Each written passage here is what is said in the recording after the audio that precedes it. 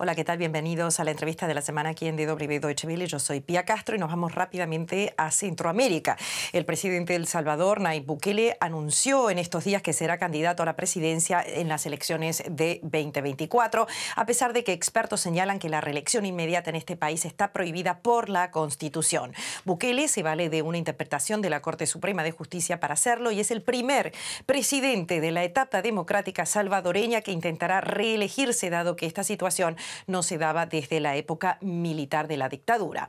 Hay una gran discusión en el país sobre su reelección y preocupación también internacional. El presidente rige el país bajo la suspensión de garantías constitucionales, bajo un régimen de excepción, medida que fue aprobada por la Asamblea y que se ha prorrogado ya 5 veces por el aumento de la violencia. Está con nosotros, aquí la ven, Julia Gabarreta. Ella es periodista, analista política. En estos momentos se encuentra en Berlín. Muchísimas gracias por atendernos. Hace un poco más de un año, en septiembre de 2021, la Sala de lo Constitucional de la Corte Suprema de El Salvador ha emitido un fallo ampliamente debatido en el país en el que abre la puerta a los presidentes de este país a poder acceder a la reelección consecutiva, permitiendo ahora a Bukele optar por un segundo mandato. Este fallo vino a revertir otra decisión del Supremo que prohibía una reelección presidencial. ¿Alguna institución en El Salvador podrá impedir su reelección? Bueno, Pia, muchas gracias por tenerme en tu programa. Para la pregunta que haces, lastimosamente, pues no. En El Salvador no hay ninguna institución que hasta el momento pueda impedir que Nayib Bukele pueda reelegirse como presidente. Lastimosamente, desde que llegó a la presidencia en 2019, estamos hablando ya de 3 años en los que él ha podido construir un sistema que le favorezca, y creo que por eso el anuncio que hizo hace apenas unos días, el 15 de septiembre, pues lo realizó asegurando el hecho de que puede reelegirse aún pasándose la ley encima. La Constitución, al menos en 6 artículos, es muy clara respecto a en donde no se puede reelegir ningún presidente, pero pues en este momento no existen tampoco contrapesos para poder, pues, poder evitar que esto ocurra en las próximas elecciones de 2024, que es cuando él correrá como presidente de nuevo. Según su perspectiva y ante la crítica internacional del llamado derrumbe democrático en El Salvador, concretamente, ¿qué significa esta discusión de la reelección de Bukele para su país? Creo que en este momento esto representa un aniquilamiento total de la democracia. Tenemos que hablarlo de esta manera porque estamos hablando de que durante los 3 años de su gobierno él ha venido, pues, derribando todo tipo de institución o al menos esta democracia incipiente que se construyó luego de los acuerdos de paz de 1992. Estamos hablando que estamos básicamente frente a una dictadura con su anuncio de reelección. Pues es tal vez como tal la dictadura, pues se basa en el hecho de que un presidente continúe en su periodo, pero con este anuncio pues estamos ya a las puertas de que esto ocurra. Sin embargo, todo tipo de poder que Bukele puede tener en este momento sobrepasa ya lo que podríamos haber esperado, pues, en este poco tiempo. En 3 años él ha podido tomar el control de todos los órganos del Estado, pues controla la Asamblea Legislativa, controla la Corte Suprema de Justicia. Estamos hablando de un poder que lamentablemente lleva a una persona a considerarse que él es la ley, básicamente. La Asociación Nacional de la Empresa Privada, conocida como ANEP en El Salvador, se ha mostrado especialmente preocupada por la discusión de esta reelección, la Organización de Derechos Humanos también, y los periodistas. ¿Qué significa esto también para El Salvador, para ustedes? Bueno, creo que hay diferentes esferas dentro de El Salvador, bueno, dentro de la sociedad, que han mostrado su desacuerdo. Entiendo que la ANEP lo ha hecho. lamentablemente también podemos decir que si en este momento han ocurrido pues muchísimos avances dentro de todo la manera en la que Bukele ha venido construyendo su propio proyecto político, pues esto ha venido con la venia también de ciertos empresarios. Aunque la NEP se muestra en contra, pues sabemos que hay empresarios que detrás han dado también su respaldo a Bukele en todo este tiempo por diferentes intereses de poder económico que se han movido en El Salvador. Eh, Creo que para organizaciones sociales, miembros de la sociedad civil, gremio de periodistas, sabemos que pues esto genera un temor muy fuerte respecto a dónde se encuentran los derechos humanos en este momento. Sabemos que no hay una sala de lo constitucional que pueda responder a las demandas que hay de cualquier persona, de cualquier ciudadano o ciudadana.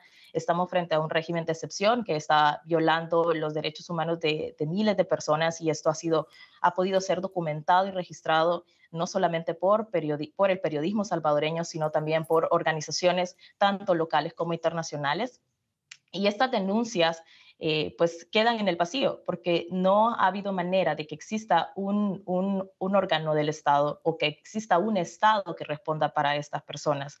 Entonces este control total y este poder y esta reelección pues lo único que va a hacer en algún momento va a ser agravar cada una de estas violaciones o al menos de todos estos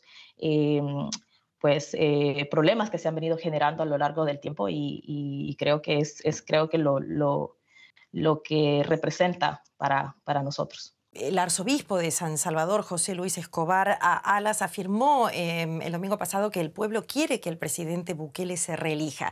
El Centro de Estudios Ciudadanos de la privada Universidad Francisco Gavidia hizo también una encuesta preguntando si aceptaría la ciudadanía una reelección y el 60% dijo que sí. Entonces la pregunta es si Bukele parece gozar de una gran popularidad entre los ciudadanos.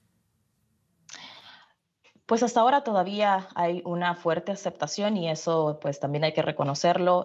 Pues Bukele ganó con un considerable voto popular que hasta ahora todavía se mantiene pese a algunas decisiones, incluso como por ejemplo el uso de millones de dólares para Bitcoin, por ejemplo, para implementarlo como una moneda local que ha sido un fracaso total.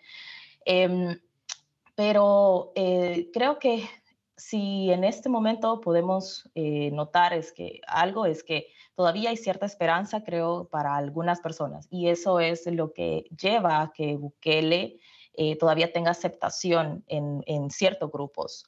No puedo decir qué tipo exactamente, porque en este momento vemos a una clase baja que se está viendo golpeada por el régimen de excepción, familias que se están viendo desintegradas porque tienen más de un pariente en la cárcel en este momento y que son las que están protestando en las calles masivamente. Pero puede haber otro grupo de la población que todavía crea que Bukele está haciendo las cosas correctas y que merece darle como cierto apoyo hasta que termine su mandato y si es posible, pues continuarlo. Esto tiene que ver muchísimo, pues todavía con el problema y el legado que nos dejaron gobiernos anteriores como Arena y el FMLN, que propiciaron este descontento en la ciudadanía y pues hasta ahora es lo que está llevando a que Bukele pues todavía mantenga este considerable apoyo. El escritor salvadoreño muy reconocido en toda América Latina, Horacio Castellanos Moya, uno de los referentes de la literatura centroamericana actual, se mostró también sorprendido del apoyo que tiene Bukele entre la gente. Él habla de populismo. Indudablemente Bukele ha hecho algo para la población, ¿o no? Bueno, Bukele ha sabido moverse perfectamente desde que llegó, sobre todo porque cuando apenas estaba comenzando su mandato, pues también comenzó la pandemia. Se escudó muchísimo en la pandemia para poder hacer uso de recursos del Estado en donde él pudiese manipular la narrativa y a la vez hacerle llegar a las personas diferente tipo de de recursos que son muy característicos de populistas. Les dio comida, a la gente le dio dinero, que no quiero decir de que no era urgente en ese momento. Había gente que se estaba muriendo de hambre, gente que no estaba trabajando y eso era necesario. Sin embargo, Bukele no se caracteriza por ser transparente y por dejar dejar claras las cuentas del Estado. Los recursos que él ha manejado, que han sido millones y que hasta este momento, pues él cuenta con una asamblea que le aprueba cada una de las solicitudes que él hace referente a dinero, es lo que genera este problema frente a cómo está manejando cada una de las carteras del Estado. No queremos decir que no está bien dar la comida. El punto es cómo está manejando ese dinero. Y es hasta ahora pues, de lo que todavía desconocemos.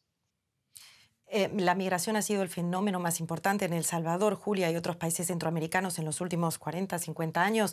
Desde mediados de los 70, queremos recordar, comenzó por distintos motivos. Primero las grandes represiones, después las guerras civiles, más tarde las maras, la violencia y siempre concluyó la pobreza. ¿Se está frenando la ola de gente que se va como quiere Estados Unidos? No, no, eso no está ocurriendo. Es muy probable que la pandemia haya frenado de alguna manera, pero no directamente esto está ligado a que existe una mejoría en la situación del país. Además, pues en este momento, es cierto, estamos bajo un régimen de excepción que genera una aparente tranquilidad de cero homicidios como el gobierno lo ha manejado. Sin embargo, sabemos, y esto está confirmado por publicaciones que se han hecho también ya dentro del Faro, que este régimen de excepción es simplemente la consecuencia de lo que vimos en marzo, luego de un fin de semana en el que hubo 80 personas asesinadas por producto de la tregua entre el gobierno y las pandillas. Esto es simplemente pues un cálculo que, digamos, se podría manejar a partir de lo que se conoce, habla con la gente y al menos el contacto que se tiene en comunidades es que todavía hay gente que sigue yéndose a Estados Unidos. Julia Gabarrete del Faro, muchísimas gracias, periodista, por este análisis, por estas aclaraciones y por ponernos a su país, El Salvador, en contexto. Muchísimas gracias por esta entrevista en Deutsche Welle.